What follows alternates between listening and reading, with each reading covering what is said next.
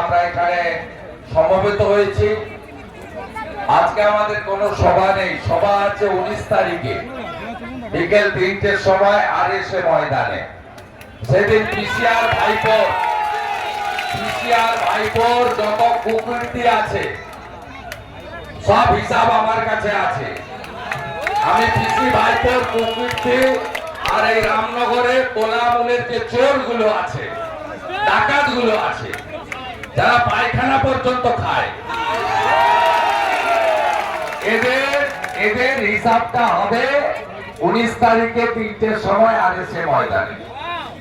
তাই আমি যারা আজকে প্রবল রোদ, চড়া রোদ, প্রায় কয়েক হাজার, 3-4 হাজার তো হবেই, 4.5 কিলোমিটার আপনারা হেঁটেছেন, আমি 2.5 কিলোমিটার হেঁটেছি।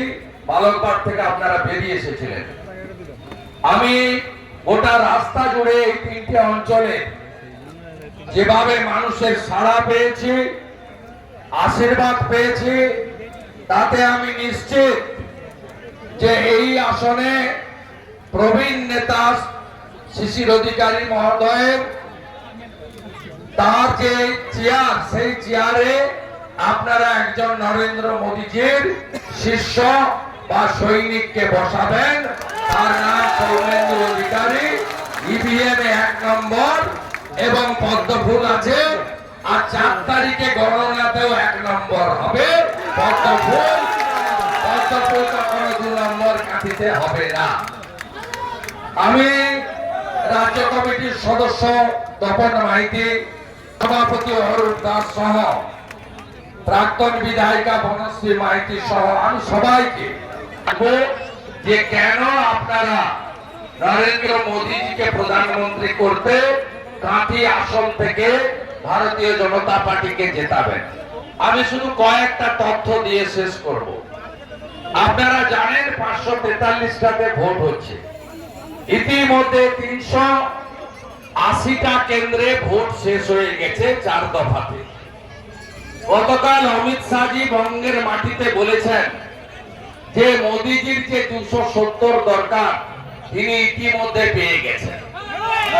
সরকার নরেন্দ্র মোদী হয়ে গেছে। এবারে বাকি লড়াই 400।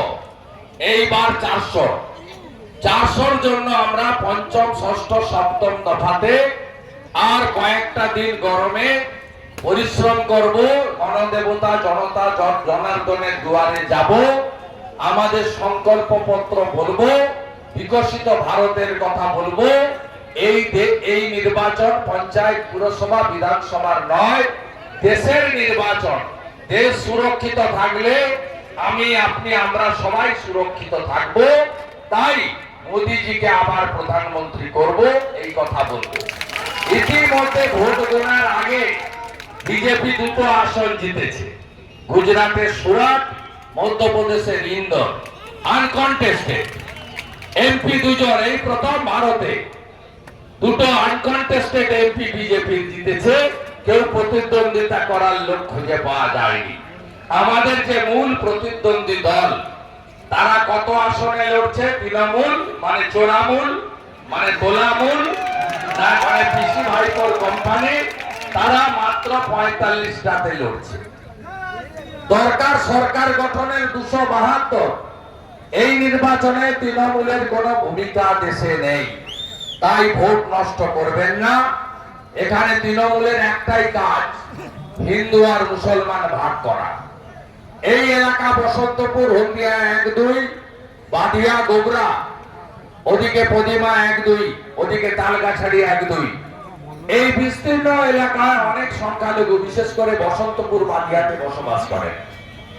তাদের কাছে বিজেপিকে বলা হয় হিন্দুদের পার্টি।